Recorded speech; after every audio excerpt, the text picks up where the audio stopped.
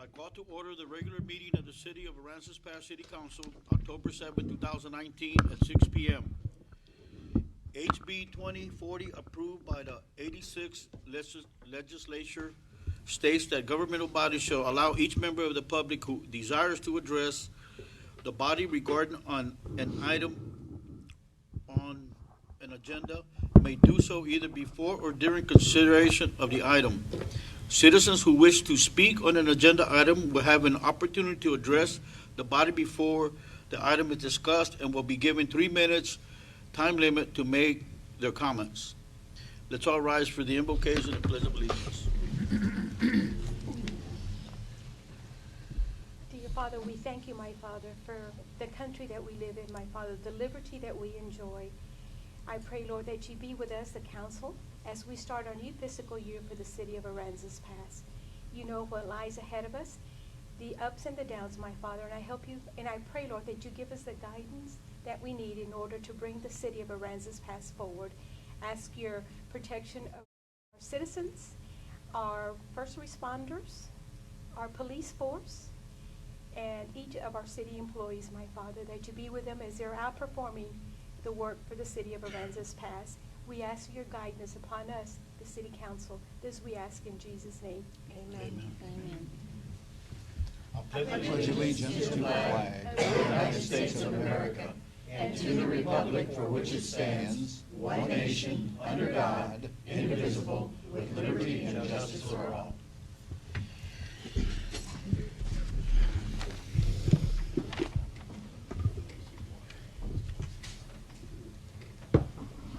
Okay, now we're going to go to presentation and proclamations.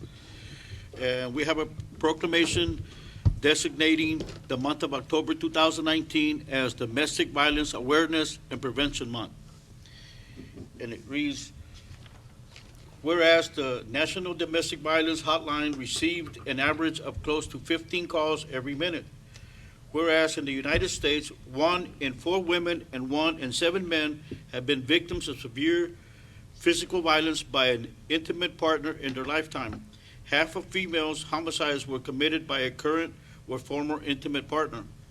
Whereas in the state of Texas, 1 in 3 women and 1 in 4 women will experience domestic violence in their lifetime in 2017.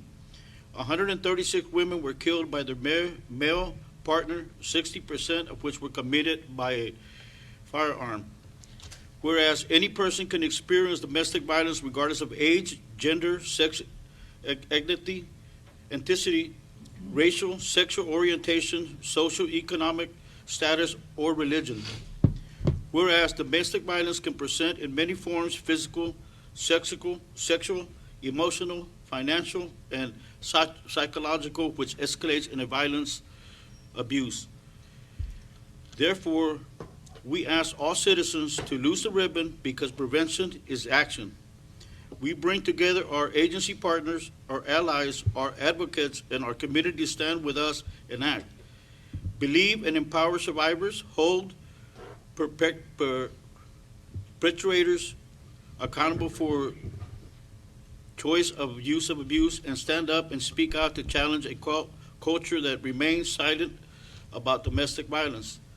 The Purple Doors serves all victims and survivors of domestic and sexual violence in the Coastal Bend. In 2018, the Purple Door served 2,150 victims and provided 96,690 services. The Purple Door provides 24/7 safe emergency shelter, safety planning and case management, crisis consulting and intervention, legal advocacy, and a 24-hour hotline at 1-800-580-HURT. All survivors-focused services are confidential, free of charge, and available to those who staying at the shelter and those residing elsewhere in the community. The Purple Door is a designated safe zone. It is the mission of the Purple Door to empower the community and those affected by domestic violence and sexual assault to transition to a safe, healthy environment. It is the vision of the Purple Door to end domestic violence and sexual assault in the Coastal Bend. And I present this to Ms. Kayla Perez.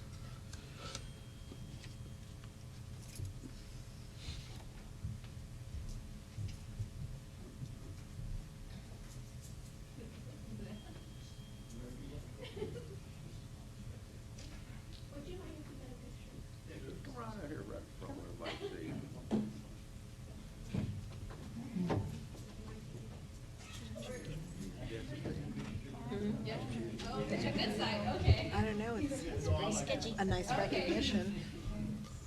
Can I?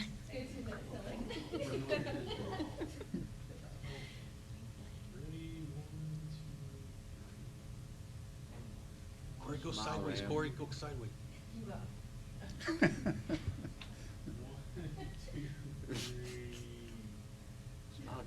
Smile just like Corey. Congratulations. Actually, Somerset County probably has the most people doing proclamation, so. Wow. I expected Corey to do this. Go sideways.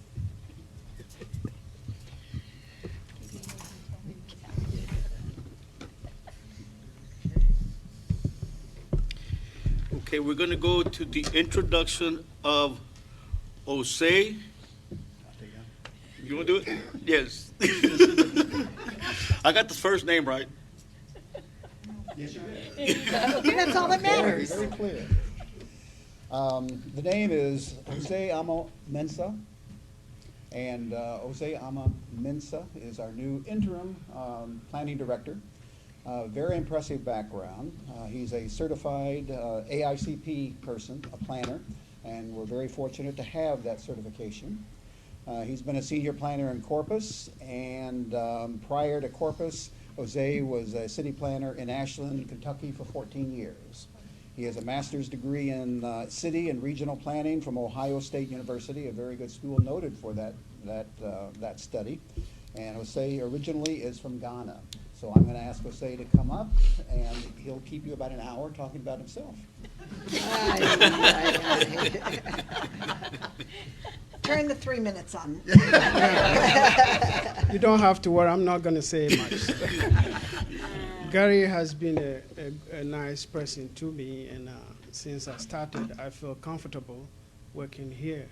And one of the persons I met here is Mayor Gomez, and I think he's going to be one of my best friends. Thank you. Welcome. Welcome. Welcome, sir. Good influence. Yes. We're gonna go to an update by Larry Lemire. Limer. Lamar, okay. Limer. Okay. Project Manager, Landmark Structure regarding the water tower. How y'all doing today? How are you? I guess y'all driven by the site within the last month, last couple of days? Every day? This morning. Good. So y'all see the tank is up? Yes. We still have some more welding to do, but it's going pretty good. So as of right now, we're still on schedule for all of our work. Y'all probably seen a letter from about our concrete issues going on with the concrete supplier. We're having issues getting concrete to the job site. So we're working with the concrete supplier, have a meeting set with them tomorrow morning. If I can't get some movement from them, I'm gonna have Roxanne and Mr. Edwards on the phone with me to try to get some assistance there. But as of right now, we're still on track, as long as we can get some supply coming. So again, the intent of my letter was just to let y'all know kind of what we're going through, and if we can get some assistance moving forward, if we need it to kind of help out there.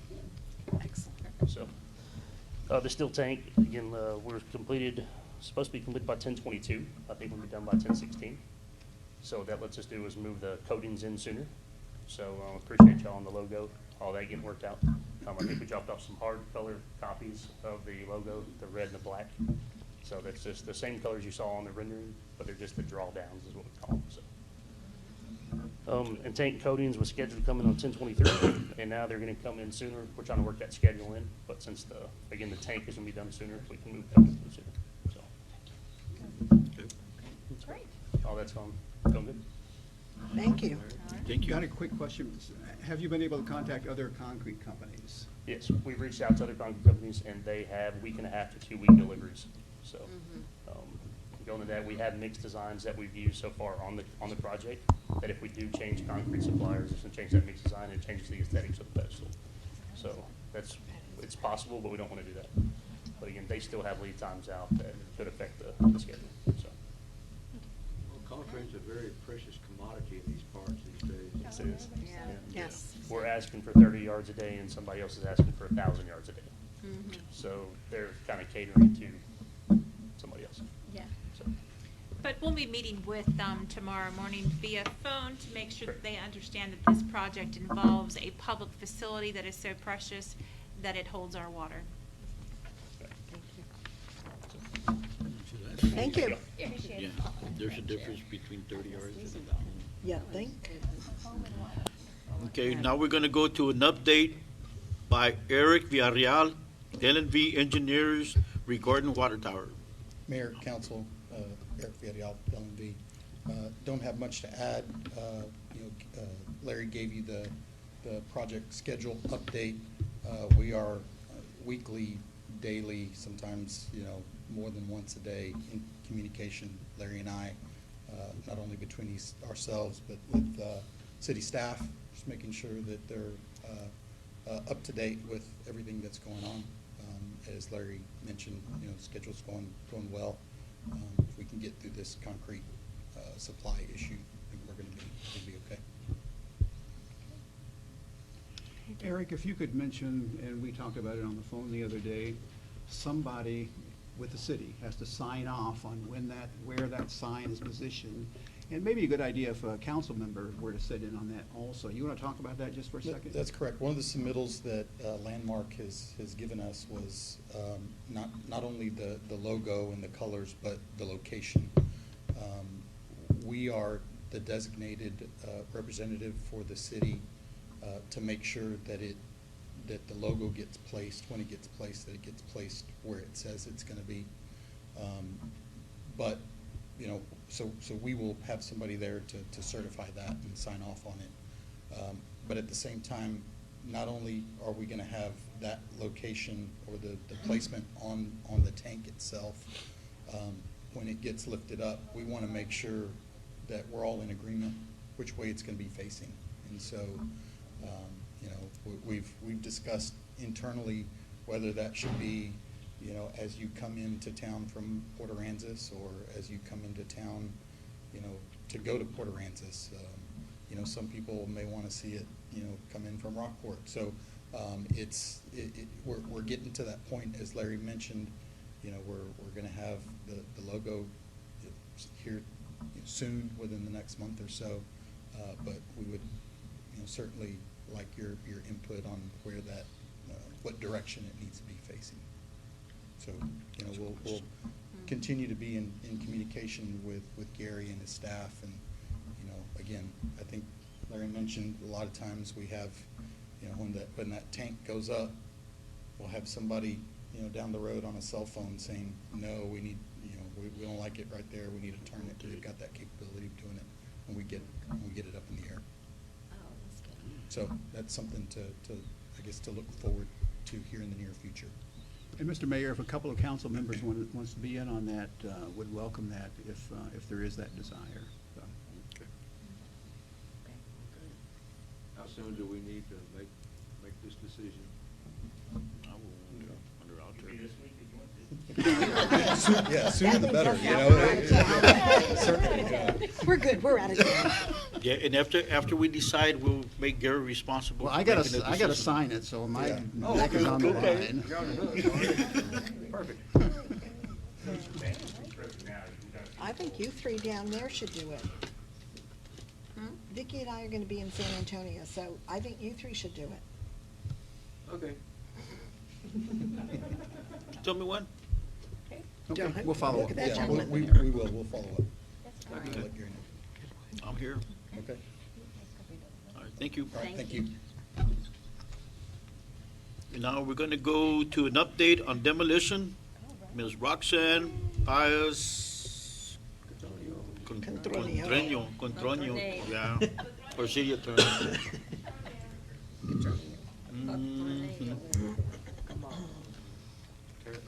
All right, city manager, we're a team partner today. You're gonna help click this through with me?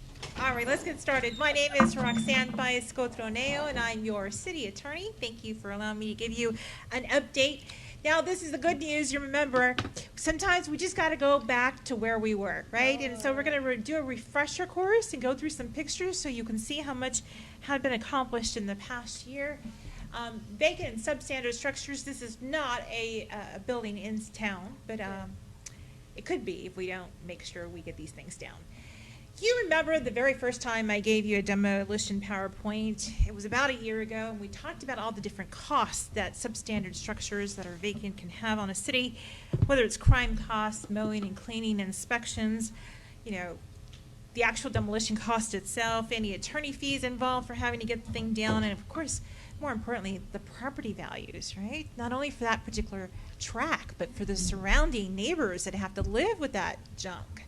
So important aspect for a town to go after. Certainly when you hired me a year ago, you did make me make sure that one of my priorities was demolition. And so one of the things, and we'll go to the next slide, so we just had to gather the team together to begin working on this. And you'll remember the city staff team includes not only the city attorney, but it definitely includes your well-experienced, extremely highly certified building official. I think he's got more than 40 or 50 certifications, right, Carol? It's a laundry list. It also involves Corey, our code compliance officer, and Tito, another code compliance officer. And we used to have M, and M was somebody very critical to our team who did a lot of the background work, but we lost M and we've replaced her with Renee. I sometimes call her Renee, but Renee actually has learned fast over the past couple of months, and we've had new start meetings today, actually, and we'll give you a heads up in just that in a second. But to be literal, to avoid any kind of legal confusion, we divided structures in the city that were vacant and substandard between black structures and gray structures. And the black structures are the structures where, without a doubt, anybody looking at it's going to know that that structure needs to come down. There's no way you can save it. A gray structure is like, well, depending on how much money you really want to pour into it, it could probably be saved, but man, it might be easier just to get it demolished. And so if we'll go on to the next slide, you'll remember that we've been focusing primarily on the black structures. I want to refresh your memory on some of the structures that have come down in just a few minutes, but I want to tell you about how you made a decision on what legal processes we were going to move forward with in trying to get these structures down.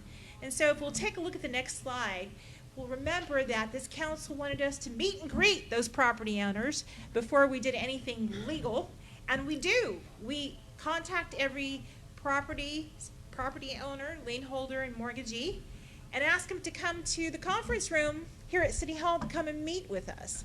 And in those meetings, we discuss what are the problems? Why can't you get this thing down? And it's been very insightful for this council to have required that meet and greet, because I think almost all of our structures, except for one that we've been able to demolish this past year, have been demolished as a result of those meet and greet meetings. So very insightful on the council to do it. If for whatever reason, and there's just maybe one or two, that we're not able to really follow our meet and greet process on because they won't listen to us, we'll issue citations to them, or we'll have them eventually go to the Building Standards Commission. The Building Standards Commission has been trained, but we haven't needed them so far. So they're on standby. I think we're going to need them, though, with a property that we'll show you just shortly in a few minutes. So since we met last October 15th, 2018, which is when we last did an updated presentation, I want to kind of remind you of some of the structures that have come down. Let's take a look. 124 Allen Boulevard, that was on Con Brown Harbor. That's down. The next slide will show you 837 South Rife Street. That was a teacher, sweet lady. The structure actually had been built by her father, and she just had an emotional time and had ignored the problem. But once she got and talked to us for a little while and got her emotions out, she understood the need to get it down, and she did do that for us, so we're thankful. We'll move on. You'll recall 161 South Arch was the main big structure in town that we've been able to get down. Next one, of course, is 1052 South Rife. You'll remember that is the LWR building. The next one is 216 South 10th. That was great because all we had to do was send them a letter. They didn't even have to come in and meet and greet. We sent them a letter and they got it down shortly thereafter. 206 South McCampbell. This was a couple that came in from out of town to meet with us. That structure was also legendary in their family. They had had it, and the grandfather kind of thing had built it. And it was emotional for them to take it down, and so they took that emotion and they took various portions of the house and they used it as restored wood. So that's down as well. So we thank them for being able to reclaim things. you'll take a look at 103 North Commercial Street. This is actually a widow that we met with. It used to be a former bakery, is what we were told by her. The walls are actually pretty sound. They're concrete cinder block, and so they can stay up, but the inside had a bunch of crap in it, so we actually had that removed. That is a legal term, by the way. It's used by me on a daily basis.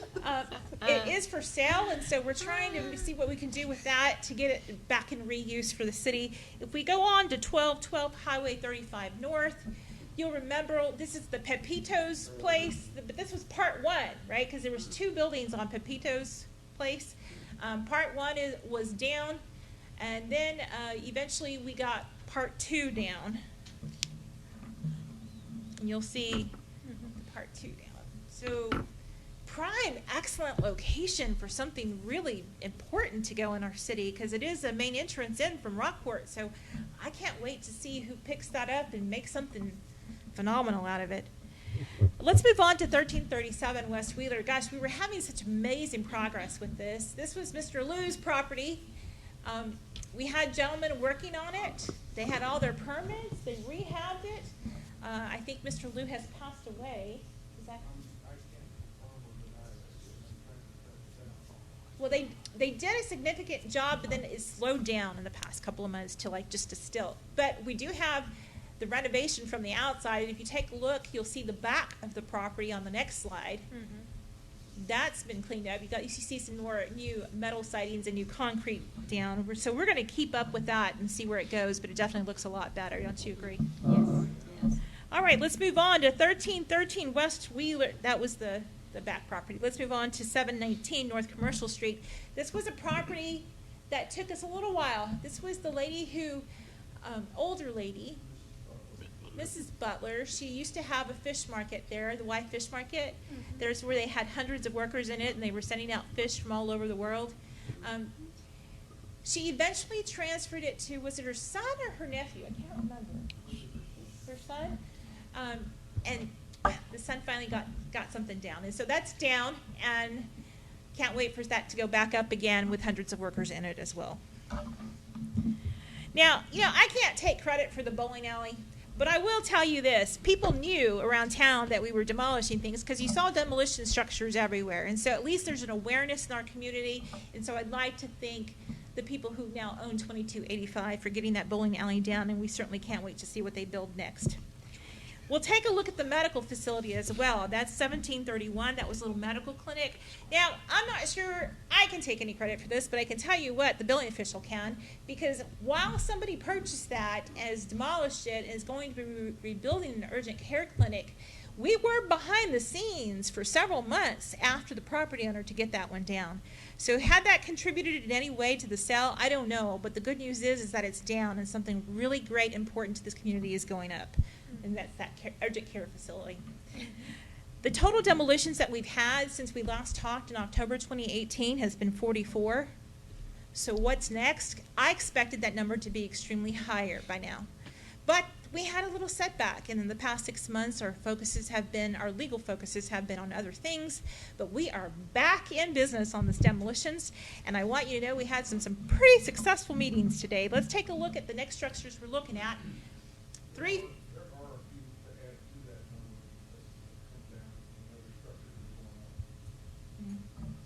So 357 Saunders. We met with that property owner today. Now, I have to tell you, I've been a city attorney for 24 years, and this one was a first for me. The property owner came in a stretch limo. Huh? What? I'm not lying. I don't make these things up. That was Mr. Coleman. Mr. Coleman has agreed that he's going to be demolishing within the next 2 weeks, although we had to assist him in getting that appointment, the 2-story garage apartment in the back of the property. It's a half-story now. It is a 1-story garage apartment. It used to be a 2. That is coming down. That should be done within the next 2 weeks. He is coming back to see me again in 2 weeks. As you know, when we do the meet and greets, we meet with the property owners every 2 weeks, like babysitters, to make sure we're making progress. Except we didn't do that in the past 6 months. So we're back online.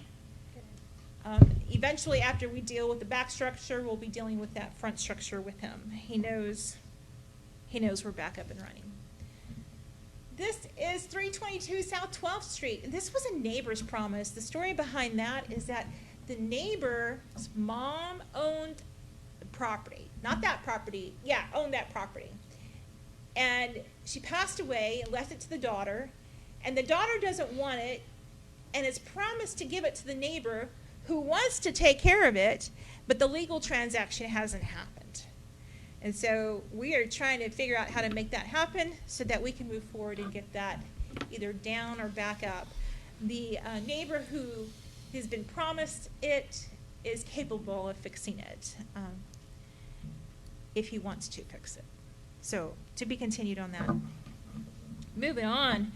Oh my gosh, these are my Asian owners. 104 West Wheeler Avenue. They've been telling us we're in Asia right now. We'll deal with it whenever we get back. Well, I've got some news for them. They're going to be dealing with it much sooner than that.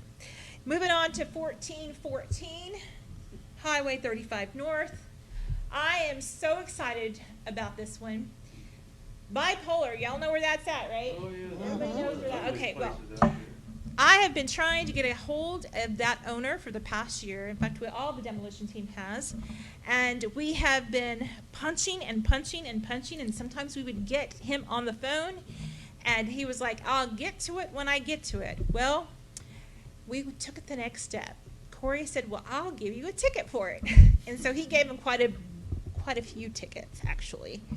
And oh, bless you, one day I'm in court prosecuting as your city prosecutor, and the bipolar owner walks in to deal with tickets. And I'm like, way to go, he's here. So we called the demo team in an emergency meeting right there in the courtroom, and we came up with a plan. So good news is this bipolar insulation billing is going to be coming down.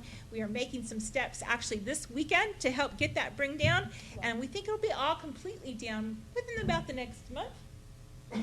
It's a lot of stuff inside of it that's coming down, but the bipolar owner came in to visit with us today as well, and we've sealed up that plan, so to be continued.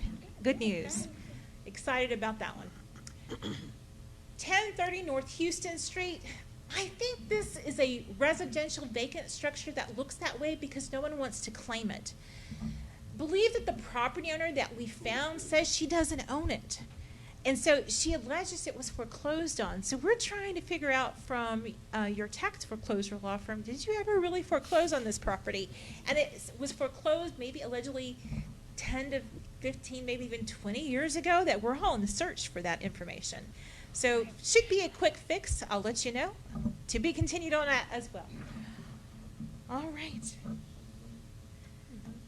This 641 West Goodnight, that's the one that Mr. Coleman and the stretch limo came and he's going to be taken down starting. He's got a meeting tomorrow with the demolition guy, right? So it should be down in the next 2 weeks. So many more to go through. I will tell you that initially when we first began these demolitions, we were like, just get down what you can get down as fast as you can. We've thought a lot about being strategic, about focusing on certain areas of town. The demolition team has driven every single street up and down, north, south, east, west, in what you see here as Section 2 and Section 3. And so in Section 2 and Section 3, we know every black and gray structure. Does that make sense? Mm-hmm. We have not gone up and down every single street in Section 1 or Section 4 yet. Section 2 and Section 3 are critical areas, I believe, where a lot of new developments and apartment buildings are coming in. So based on that information, we've started the legal background work to get those meet and greets in, and we have we're moving into second gear involving those structures. What do you think about that? How do you feel about that? Do you want me to keep just getting whatever I can get down as quick as possible as down, or do you really want me to be as strategic as being in the four corners of the city, or Section 3 or Section 2 or Section 1 or Section 4? I think taking down the four corners of the city is really important because that's where our tourists come from. That's where people looking to settle in this community come from, and they go like, oh, this is their front door to their community. You know, being strategic is important, but getting down like Aransas Glass and all of that, yeah, you got good places there to take down. I guess you said we can be strategic, and if we see some low-hanging fruit, snag it. Yeah. Exactly. Well, we're gonna put it in second gear, and if it's okay with you, this next month, there are some pictures that were not in this PowerPoint, and that are stuff that it just needs to go now. So if it's okay with you, we're gonna pull that down, but we will start focusing in the four corners as well as 2 and 3 to see how much we can get down as fast as possible. That's great. It's important to the city to make sure that we don't have these obviously vacant substandard structures. It's such a horrible nuisance for someone to live next to, or for crime to occur and endanger our public servants and our neighbors. So with that said, your city attorney obviously is a demolition queen, but I am not alone. I do have demolitions staff who are phenomenal, so please give a round of applause for one of my favorites, Gary, for supporting. And of course, the chief of police who says, you need something, I'll be there. Good job, Eric. And I'm not quite sure, this is one of the greatest team members I've ever been with. If I was in war, I would be right by him because I know he would not let me falter. And that is definitely Burl. Burl, you're phenomenal. Thank you. Yay. Thank you. And for Corey, who definitely is on the street pounding every single day. In fact, he just came from the street. That's why he was so red. Thank you so much, Corey.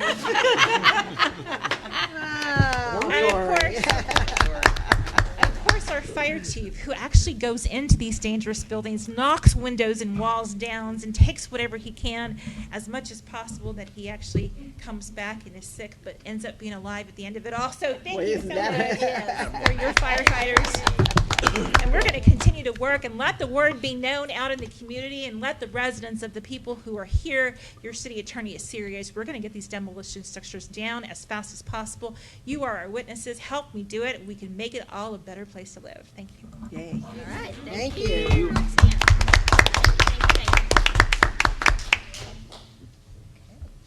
Okay, now we're gonna go to board and commissions appointment, and it's for the Municipal Development District.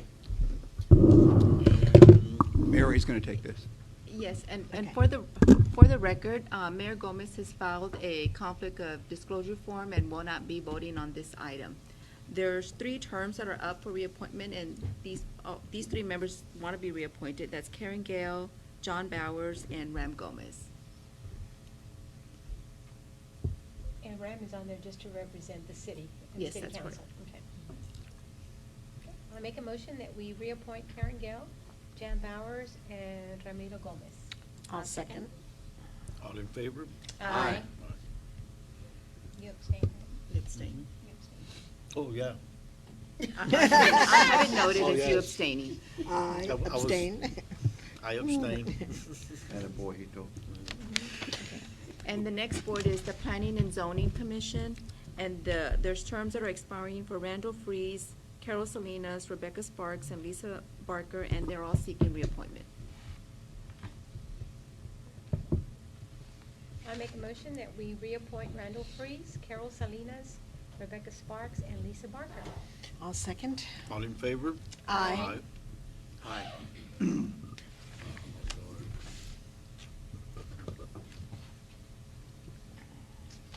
Push the vote button.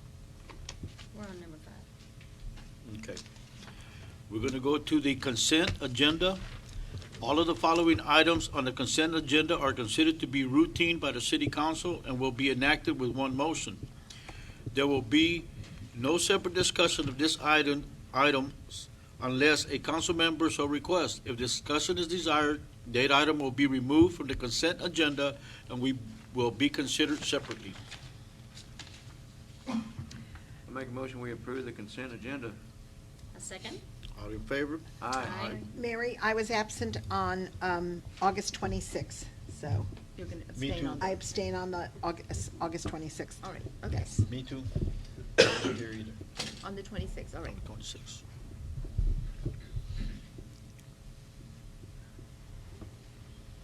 Okay, now I'm gonna open up the public hearing to hear comments on whether the city council should continue to readopt an ordinance relating to a curfew for minors.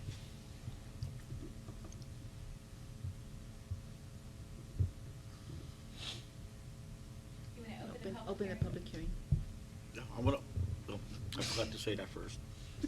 I'll open the public hearing to hear comments on whether the city council should continue to readopt an ordinance relating to a curfew for minors.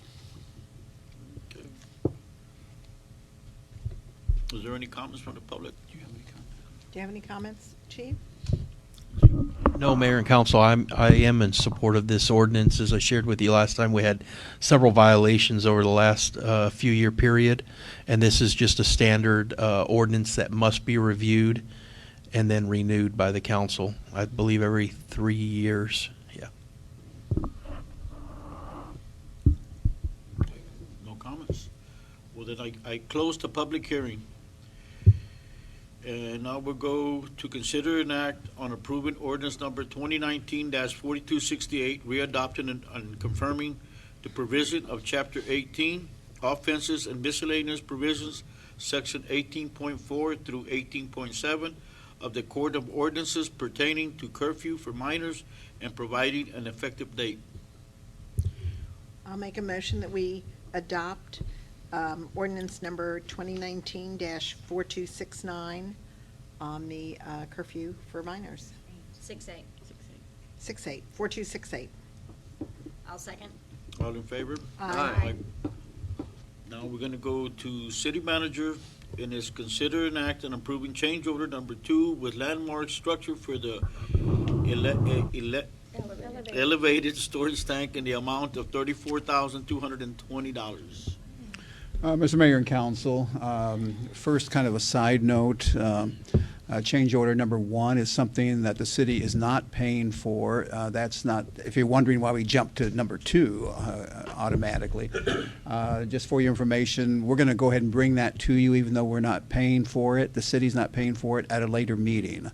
This is, what this is though, this legislation is change order number 2. It was important, well, for the foundation, there had to be some excavation and digging at the site to put the foundation for the tank in the ground. And they did their locates, meaning Landmark and the subcontractors, as they normally would. They asked us if there are any lines down there. We said no. We did not know there was a line down there, an active line. So they dug and they cut the line, and it was a major issue as far as the parts that were needed. They had to go to Houston, I believe, to get the parts. But this change order is related directly to that line cut, which they were told there was no line down there. So that's the reason it is a change order. It's $34,220, and we had H2O checked FEMA. FEMA will cover the cost of that, 90% of that. We have 10% of that left. That's $3,422. And we are anticipating that Rebuilt could cover that, since they're covering our 10% on this. But we've not approached them directly on that, but we anticipate approaching them very soon to see if they'll cover that $3,422. So that's the story behind change order number 2.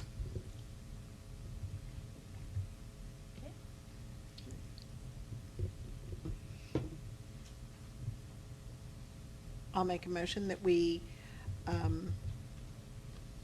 adopt change order number 2 with Landmark Structures for the elevated water tank in the amount of $34,220.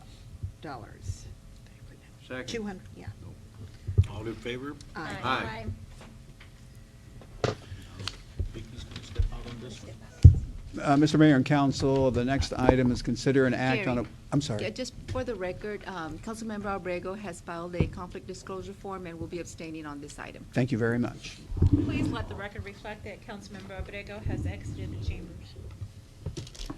Mr. Mayor and Council, this next item is consider an act on awarding requests for proposals for mowing and cleanup for code violation properties. It is virtually, my words, no one else's words, virtually impossible to keep up with all the cleaning and the mowing that's necessary for all the properties for which we would be responsible. Consequently, we are bringing a contractor on board, advertised for a contractor. We got one bid, and that's Rudy Abrego. All the specs that we specified in the RFP have been met, are being met, and we're requesting that, in fact, the approval is that, or the suggestion is that you approve this particular proposal. Again, there was only one bid on this also. Anything to add to that? Who else is, I think that's it.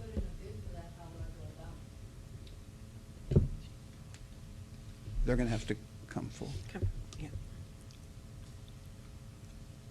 If I wanted to put in a bid for that, how would I go about it? Is it too late? It was advertised. So it's too late? Yes. Okay, thank you. And anybody that knows, I mean, Rudy Abrego used to do it. Yes. And he kept this city pristine. Yes. He worked long hours. But again, the word was out there. We Yeah. advertised it as I know we required. did. So. For the public's consideration, I'd just like for them to know that you should check the newspaper. Our RFPs are always advertised in the classified ad section. There are deadlines that have to be met legally, and those deadlines were met in this particular instance, but definitely always check the newspaper and the website. The website as well has all our available RFPs, so you might find another thing you might be interested in submitting a bid for. You're welcome.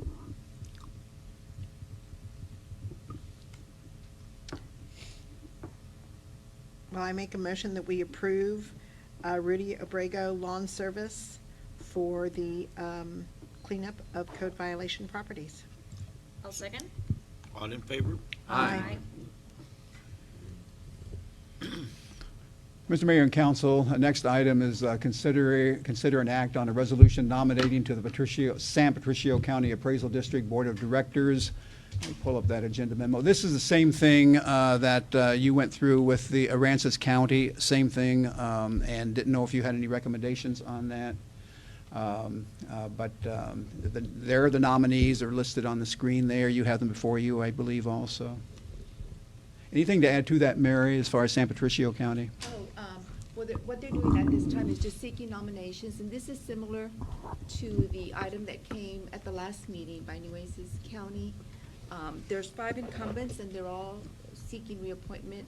The city has 144 entitlement votes. You can take those 144 votes and distribute them, equally, as long as they total to 144, if that's your wish. Let the record reflect that Councilmember Abrego has re-entered the chambers.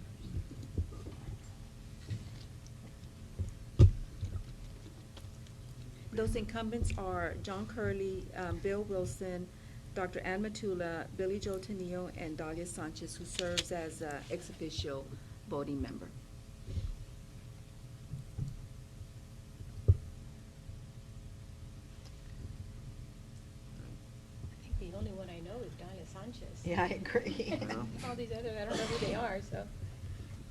If it's okay, I'd make a motion that all our votes go to Dalia Sanchez. Well, it had to be divvied up to everybody, No, you right? don't have to. You can give all your votes to one member. Oh, okay. Well, I do know Dr. Matula. I mean, I know those two. The only two I know. So are we supposed to approve all of these, or just 1, 2? It's whomever you want to nominate. You can nominate all 5, you can nominate 1, so long as your votes total to 144. So why don't we just split them between Dr. Matula and Dalia Sanchez, if that's okay? I mean, 72 each. I'm okay with it. That's okay with me. Is that okay with you? It's fine with me. Make a motion that we split the votes between Dr. Anna Matula and Dalia Sanchez. I'll second. All in favor? Aye. Aye. Aye. I don't know. Okay, now we're gonna go to Development Services. and is consider an act on approving change order number 2 to the contract with J.J. Fox Construction for the Rose and Beasley Waterline Project in the amount of $7,800. Good evening, Mayor, Council. I know the last meeting I came and said we're gonna be in a refund back. It was a little bit off, but this is the final change order to close out the project. While doing the water line on Beasley, when we were tearing up the road that wasn't part of the project, there was a big slab of limestone that wasn't accounted for. That was this change order is for. Originally, this project came in under budget, almost 400,000. With this, we still end up at 316,000 under budget. And this is the last change order as we close out the project. We're gonna be doing a final walkthrough this week. And once our punch list is addressed, then this project is complete. So this change order is for the 7,800? Yes. Okay.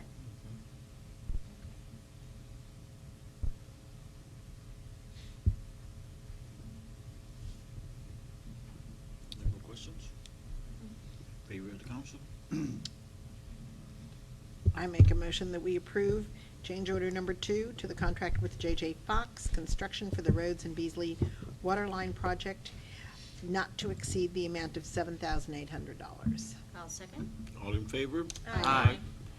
Now we're gonna go to public safety, which is consider an act on option renewal for 1 year between DRC Emergency Services and the City of Aransas Pass for disaster, debris management, removal, and disposal services. Thank you, Mayor and Council. I have Captain Lynn Pierce here, who also serves as our city's emergency management coordinator. I'll let him speak to this item. Mayor and Council, this is just an automatic renewal on our contract for our debris removal company. We're running a little bit behind. As you know, the council's been very busy, but this is more of a technicality for DRC. They like to have the mayor's signature every single year, but it does automatically renew, and this is just formalizing that. Okay. You did good the last time. Okay. Well, I'll make a motion that we approve the renewal for 1 year between DRC Emergency Services and the City of Aransas Pass for disaster debris management, removal, and disposal services. I'll second. All in favor? Aye. Now we go to consider an act in approving the renewal of contracted services with Code Red to provide the emergency public alert system, SAS, for 3 years at the cost of $21,000 and paid in $7,000 amount in installments, Annual. annual installments. Thank you, Mayor, Council. Again, Code Red is the solution we use, otherwise known as Reverse 911, but it's actually so much more than that. People can opt in by email, text, cell phone, or also our Reverse 911 system for emergency notifications. We use this maybe on a weekly, every 2 week type basis. A lot of times when there's a broken line in the ground, water or whatever, Public Works notifies us to put out this notification. So we use it heavily. We did look at an alternative solution this year to compete with Code Red. It was not nearly as robust as what Code Red has evolved itself into. So my IT manager has requested that we stay with Code Red. We were very pleased with them. At last renewal, they actually decreased our annual rate, and they are not increasing for the annexation that we have already participated in, because we didn't even annex in enough to take us to that next threshold. So our recommendation is that we continue this contract with Code Red for the next 3 years. What percentage of our residents do you believe are signed up for Code Red? I couldn't tell you as far as residents, but we do get a readout each time we push out an alert, and it tells us how many people it reached, how many emails, texts it sent, and then how many people had to be recalled, because it will attempt to recall. So I could probably pull those numbers for you and give them to you on the next. That would be Okay, nice. I'll do Yeah. that. And then I'll tell you basically what the average is there. The other thing is we also use it internally. So when emergency management says, hey, we're going to this stage, that stage, or whatever, if we need to recall staff or notify staff, hey, you need to come in or be available, we have staff groups as well that we use it for, and we use it in the police department for that purpose too as well. Very nice. But I will get you that information for next updates. Gary, that would be good maybe to include in the newsletter if you haven't signed up. He How to has, yeah. sign up. We've done that before, and it always results in people signing up, so it doesn't hurt to do it At periodically. least once a quarter or something. Yeah, new residents and everything, yep. Yeah, I believe it was in the a recent newsletter, and we also share it out regularly online as well. We have it. I have it scheduled 6 or 8 months out in advance with Facebook to automatically post.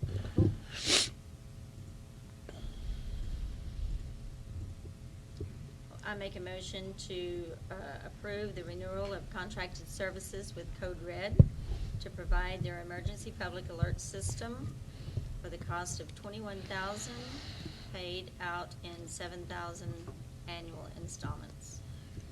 Second? All in favor? Aye. Now we go to consider an act on post-approval of the chief's agreement with the FBI for access and data analysis entry into the VICAP/LEP/TDEX system managed by the Texas DPS and administrated by the Federal Bureau of Investigations. Okay, so again, Mayor and Council, thank you. This item is one of many unfunded mandates by our Texas legislature. I really do appreciate this one, however. I think that it will be quite beneficial for law enforcement. And basically what this rule says is that law enforcement is now required, anytime they have a sexual offense that involves the collection of biological material, evidence, that sexual offense must be reported to VICAP, which stands for the Violent Criminal Apprehension Program, I believe is what it is. And VICAP is managed by the FBI, and this is named after a victim who was a victim of sexual assault, murder, something of that nature, and had the agencies been communicating amongst themselves, the neighboring agencies probably would have prevented that death or that situation with that victim. So it's named after that victim. We are required to put it in there. The bad part of that is we have to put all previous sexual assaults in for as far back as we can go, and all future have to go in. Right now we have one that I'm very anxiously waiting to get into the system, and that is the sexual assault that happened in 2014 October, where a female was very violently and brutally raped and beaten. We did collect biological evidence in that one, and we recently got a hit out of Houston. The guy has struck again in that case, and we still are at a dead end with that. What this will do once I enter that case is the crime analyst with the FBI, who actually put on this training for us, will do a comprehensive makeup of that individual if it meets the FBI's criteria, which this case should meet that criteria. And hopefully it'll also open up the doors to other resources to where we may be able to pinpoint this guy. Like you may heard of Ancestry.com, stuff like that. We might be able to pull something through that system, through this network. So basically, I had to go ahead and move forward on this because we are already behind the deadline, which was September 1st. So I've already entered these agreements. Today, I was just given access into VICAP. And later this week, we're going to start data entry. This is post-approval by the council if you think that we need to continue with it, which we really have no choice. The law says we have to.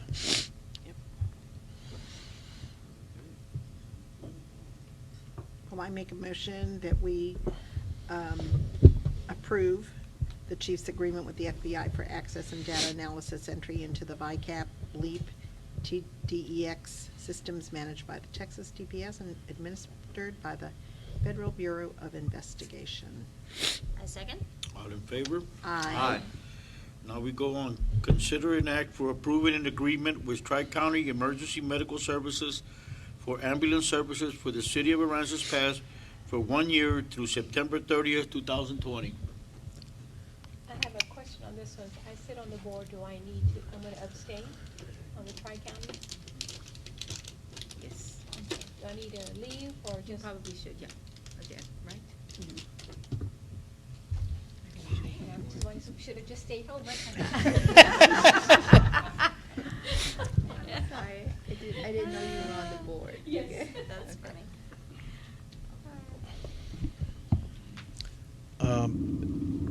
Let the record reflect that Councilmember Abrego has exited the chambers.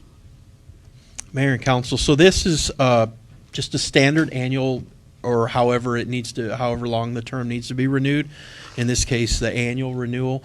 You already approved the budget, which did include this annual EMS service. This is just the formality of approving that agreement, which that's my oversight. I would love to have had that prepared and ready to go during the budget, and in future years, we will make sure that we bring it to you with the budget at the same time.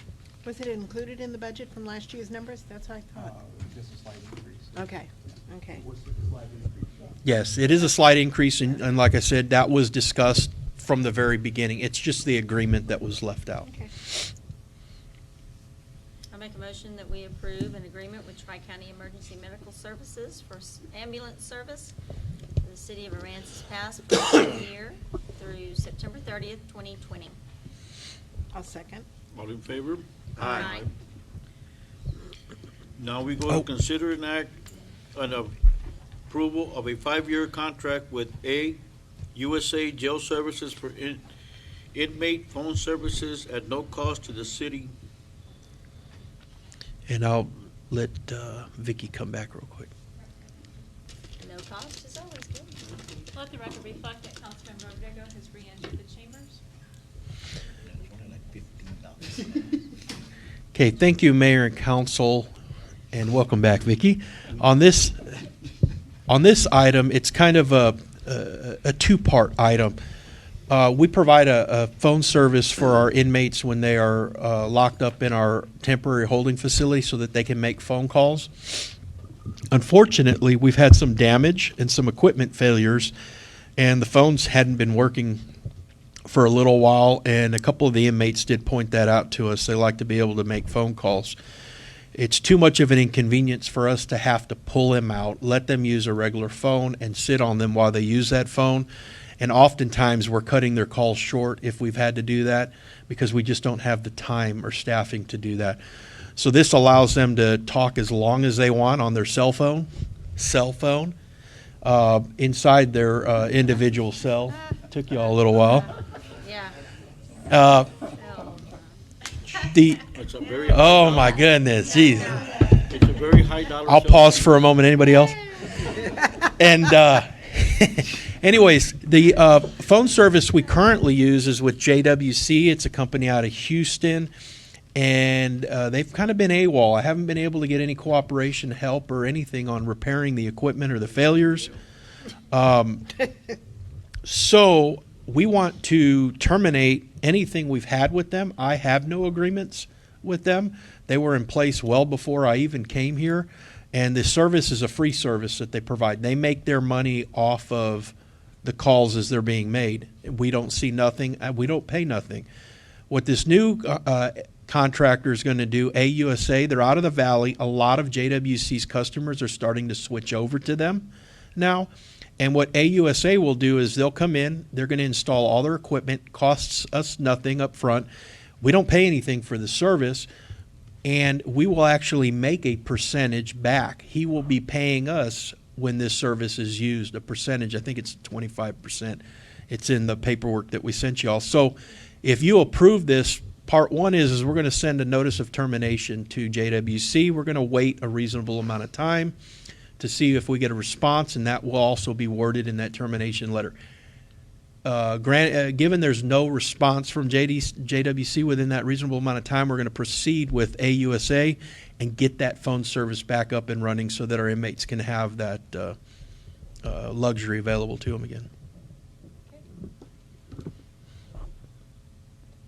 I'll make a motion that we approve a 5-year contract with AUSA Jail Services for inmate phone service services at no cost to the city. I'll second. All in favor? Aye. Now we go to consider an act on approving the mutual aid firefighting agreement between the fire departments of the Coastal Plain Local Emergency Planning Committee for firefighting assistance. Good evening. This was this mutual aid agreement has actually come out of the CPLAPC Fire Chiefs Committee. That's the committee that I chair, although I can't say that I had much to do with this actual document. This document has actually been around since 2015 and was actually originally set up between the former chief of Ingleside, the former chief of Portland, and Chief Cox, who used to be here. It's just taken this long to get enough people to push behind this to actually get this rolling. What this does is legally combines the counties of Refugio, San Patricio, and Aransas County to have mutual aid agreements with each other. It's always just been something on a handshake deal. This is actually kind of legalized.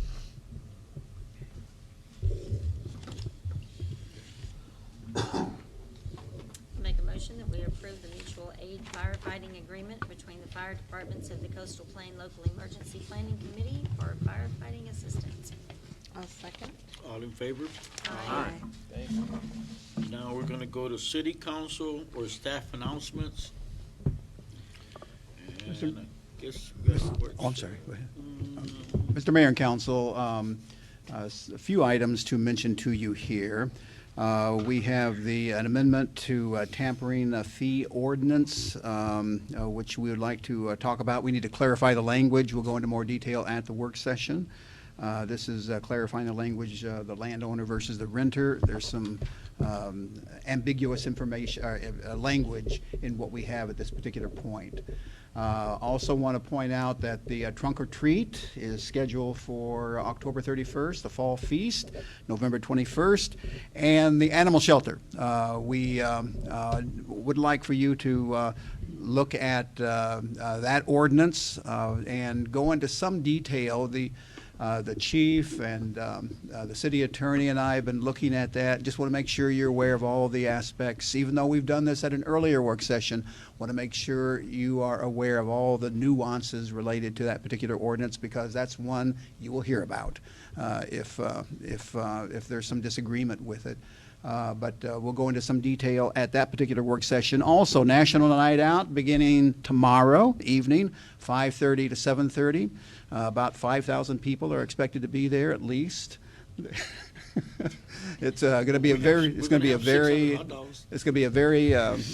major event for the city. So looking forward to that. And that is all we have. Where's the National Night Out? It's going to be out at the park near the pool. And we're going to have hot dogs. We're going to have root beer floats. We've got giveaway awesome hovercraft toys for the kiddos, Fitbit watches for the kiddos, remote control balls, a bunch of Ring video doorbells, and cameras that are going to be given out. We have a bunch of sponsors. It's going to be a huge event. People don't want to miss it. One other item I want to point out, and that is, if it's possible, you may want to make a decision from closed session in coming out. And we're not asking you to vote on that at this particular meeting, but on the 16th, at this meeting, we may be, if you desire, asking you to vote on an issue that's in closed session tonight. We don't want to force a decision on you tonight. You may want some time to think about. It's one of the housing issues. So we may add that to the agenda also on the 16th, depending on what happens in closed session. So. Okay. And the time is 5:30? The time is 5:30, yes.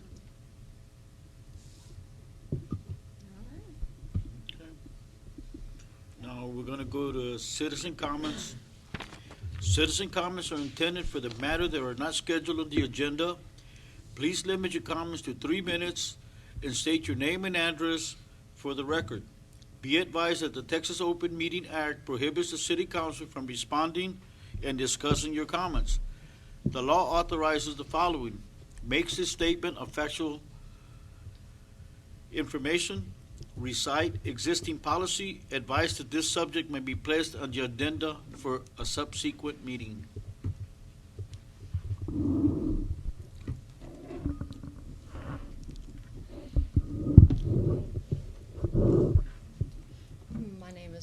Donahue. I'm 110 Gillespie. I have some papers. Anybody like them? Sure. I'll only make one copy. Are they the ones that I have the copies of already? New stuff. Okay. Well, let's get them to the mayor first. Yeah. Give it to Big Chief. And maybe even over to the attorney to look at. Okay, so as you guys know, I've been kind of battling with this whole house moving thing. So the first sheet here is the latest correspondence that I've had with Burl. I went ahead and sent over the asbestos report, but I'm going to try to quickly read through this. So I said I sent over a message to Burl last week, but I had heard nothing. Attached is the asbestos report and the cover letter. It's taken almost 2 weeks.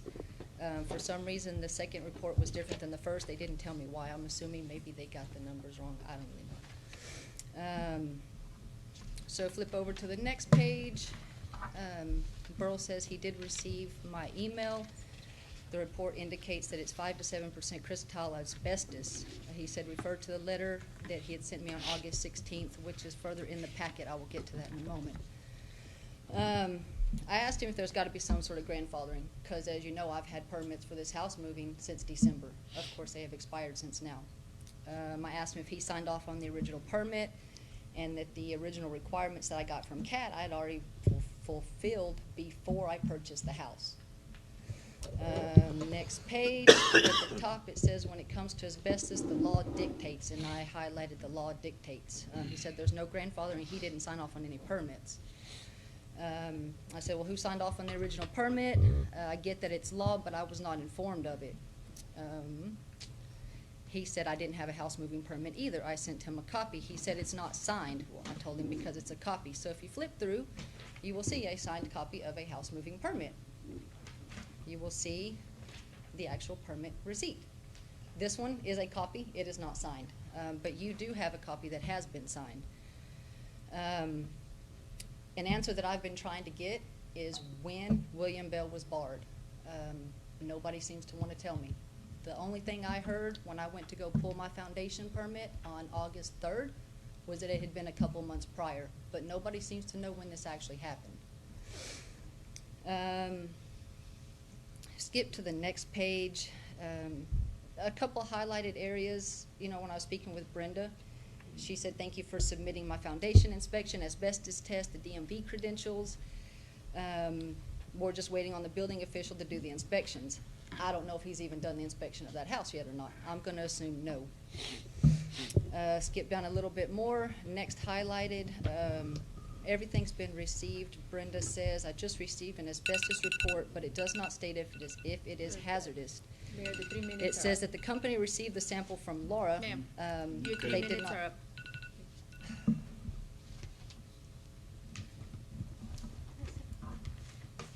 So here's the thing.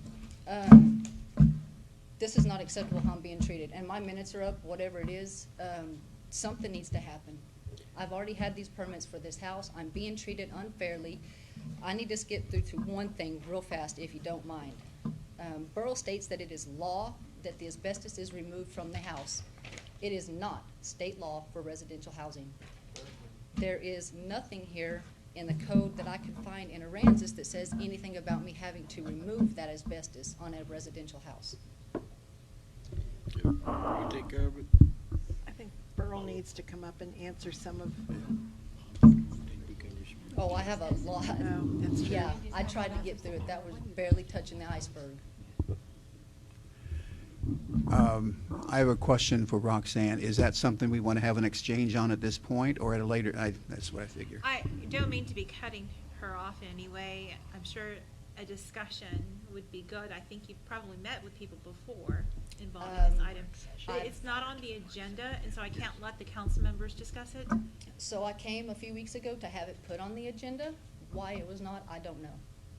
So here I am again, trying to get this put on the agenda so I can get my house moved in that I've paid for because I was told I could bring it in. And Why now don't- there's crawfishing going on. Why don't we look at a work session and not a council meeting? That's not appropriate. But for a work session, I think that may be appropriate if you agree as the council. I think so. Okay. And On the I hope that 16th. Burl can be there at the council, at the work session to answer some of these. Okay. And our new, yes, absolutely. The 16th.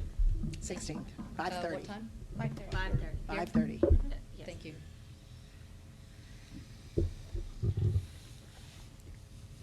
Anybody else?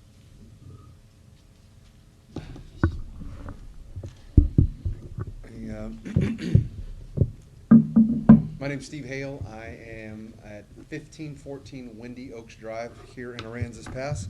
And I have to say, before I start, that I'm a little, with all the business that you guys have attended to, this may be a little more lighthearted. But for 2 years, I've been dealing with cats in my neighborhood. So this has opened up an investigation, I guess, on my part. 2 years ago, I called animal control and said I have this, I'm overrun with cats in my neighborhood, particularly because my neighbor, 2 doors down, 1526 Windy Oaks, feeds them. And as you know, as long as you feed them, they continue to have kittens and everything else. I was told at that time that if I would invest in a trap, they would come out and pick those cats up. But that if I trapped them over the weekend, I had to feed them and water them before I could. You have to understand how annoyed I am at this process.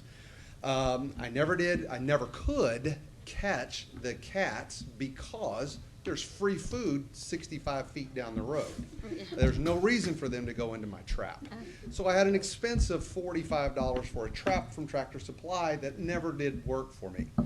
I had finally let the whole thing go. The other morning at 5:30, I get up and there are 9 cats in my yard.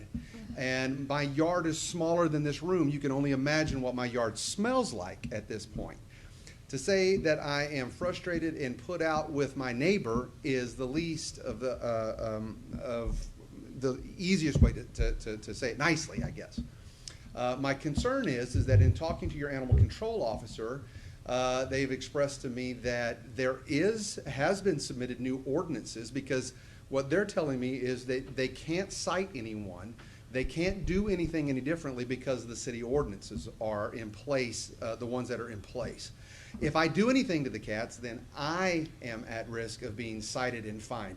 The law-abiding citizen, mind you, who's doing what he's supposed to be doing, taking care of his property, is the one who gets fined, not the yahoo down the road. I was also informed at that time that there is new city ordinance that have been written and submitted back in January. Hopefully my information is not incorrect. Back in January, that this council has not acted on, that would enable your animal control people to be able to write citations and to address this problem for this community.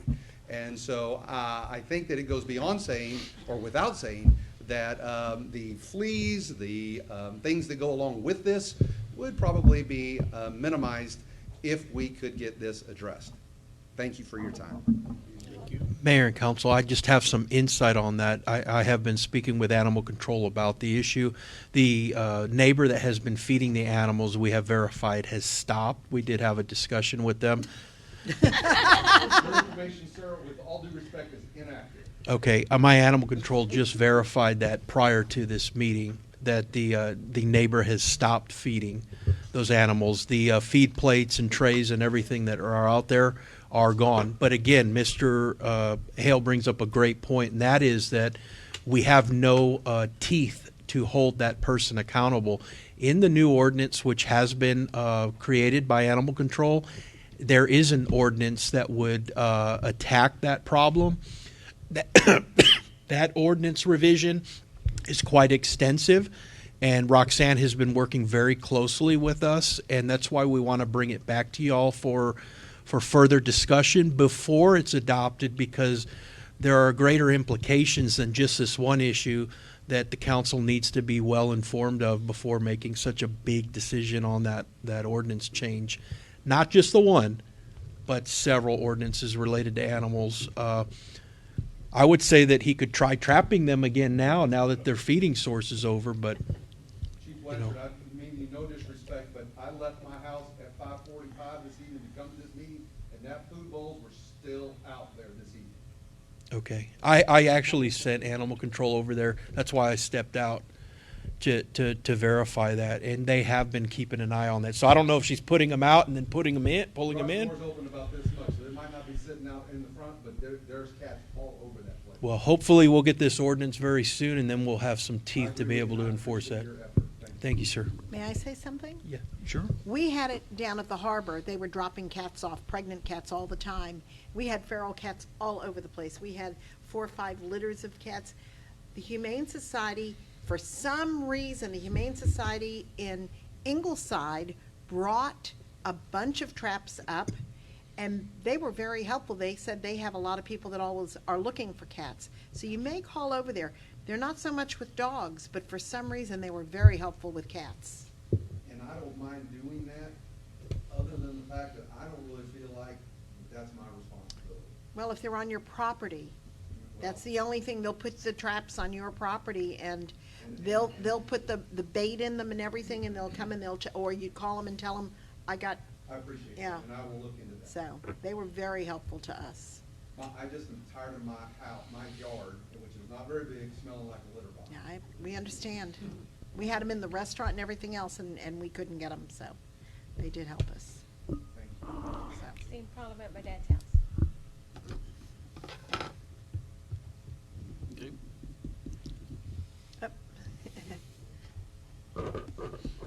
Hi, I'm Cindy Okerson. I newly live at 2126 Lighthouse Lakes Lane.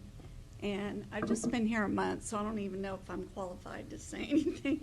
But I was just wondering, it's just a question, it probably kind of ties in with Roxanne here with demolition, but it's beautifying the city, and that I think that's her heart and her passion, and that's her job.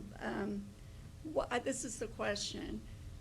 When you're going down the residential streets, how long can mattresses, toilets, there's an oven out on DeBerry just this weekend. How long can this stuff be out before the city does something? Till the next general pickup in that area. Which is Saturday. No, we're gonna do the clean out. The clean out. Clean up this Saturday. Right? This Saturday? Corey left. Okay, before I built my home in Hogan Homes, 6 months ago, this area had all this debris, like it was Harvey debris, and Harvey was 2 years ago. And it's a vacant lot, like she deals with vacant lots and stuff. So you have all this garbage, and it just makes the city, the little town is mainly residential. So if we can get this cleanup going, I mean, this town would look so much better. If you don't have mattresses, there's a toilet out on DeBerry. A friend of mine came in from Dallas, and I didn't want to drive down I drove down DeBerry to go to Rockport. There was that toilet. I was so embarrassed. It's like she'd never seen Aransas Pass. But, I mean, do people get fined? Do they get it taken out of their water bill if they don't take care of it? I mean, I came from a suburban city, Flower Mound, Texas, and if you did not clean up your yard, you did not dump your toilets and appliances, then it was taken out of your water bill. So I would propose that for the future. If you hit people's wallets, then maybe they'll do something. But my mom grew up very poor, but it doesn't cost anything to be clean. That's right. Amen. That's absolutely right. I think the biggest problem that we have encountered with all of is illegally dumped there. It's being illegally dumped there. So if it's on empty lots, it's no structures there, then we can't find unless someone sees who's dumping them. There's no one to find. Right. But it's still our responsibility. No, it's certainly our responsibility, and it certainly needs to be picked up. Mowing and trimming gutters and all of that. I think I talked to Sid, and it was actually for my mom. My mom is a very big yard person, and the person's grass is this high. And they came and gave him a ticket this week. and they had to mow it, but. The 3 my- minutes are up. Okay. Thank you. Thank you so much. You're welcome. Mayor and council, Can we- I ask one more Comments. question? Is it the residents' job to just keep calling on people to mow and trim and take care of their yards? Or is there some kind of city person that comes around and says? There are three issues here, I appreciate you bringing those points up. First of all, we have some very good code enforcement people who have disappeared. But very active. That's one issue, and they are constantly touring the town looking for these issues, and it's difficult to keep up because of the number of illegal dumpings that are going on, point one. Point two, we have the monthly pickup. And that generally, now sometimes they're off a little bit as far as the schedule goes by a few days, but they do a good job of picking it up when they see it, unless there's a pickup and it comes in right a day or so after the pickup, then it's there for a longer period of time. Point three, we're having a cleanup for the entrances, and I can't tell, Corey is not here, is that correct? We're planning a cleanup for the entrance areas, and that is being scheduled at this point. We're working on it at the staff level. So those are the three issues we're working on right now. Agree with everything. Staff agrees with every point that was raised. It is tough. There is a quality of life issue, and there is an attitude issue that requires education that we're trying to battle against also, and we'll win. And there's a demolition that goes with that also. But it is taking time, and those are the tools that we're using at this particular point. Okay. Any other comments? Okay, now we're going to go to executive session.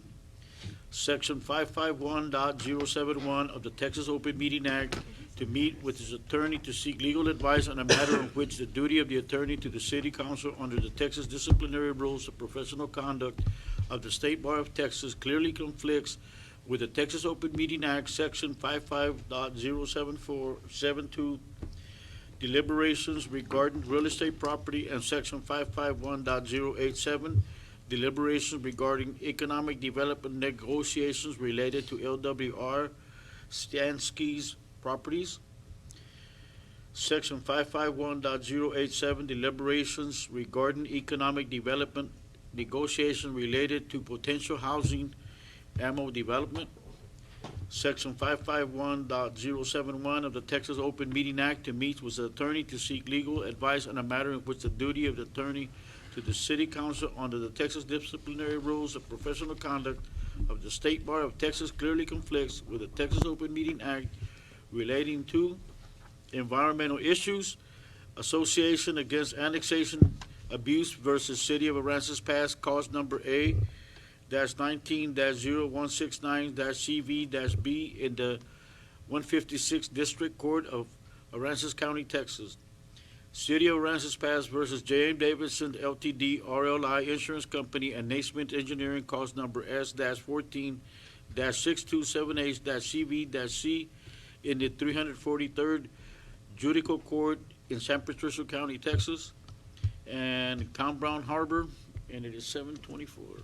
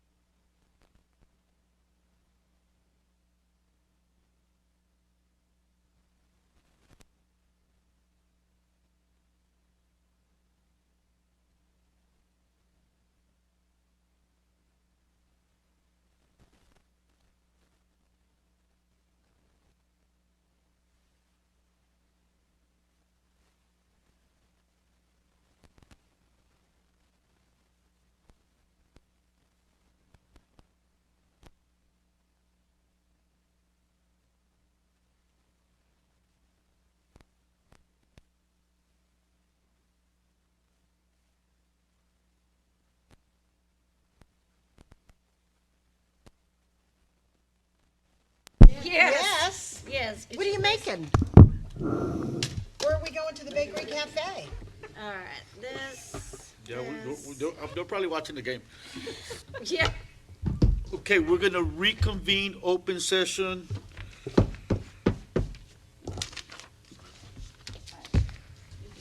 We're gonna reconvene in open session to consider and take action, if any, on any item discussed in executive session at 10:03. I make a motion to authorize the city manager and city attorney to enter into negotiations with Stransky Properties and report back to the city council on October 16th, 2019 special meeting. I second. All in favor? Aye. Aye. I make a motion to authorize the city manager and city attorney to continue negotiations with Ammo Development. I second. Negotiation, discussion? To continue discussion. Well, she said negotiations, that's why I kind of stopped. No. We just need clarification. Discussion. You mean to continue discussions or to It's dis- negotiate? Discussions. Okay. Continue discussions with Ammo Development. I second. All in favor? Aye. I make a motion that we adjourn. I second. All in favor? Aye. Yay, yay.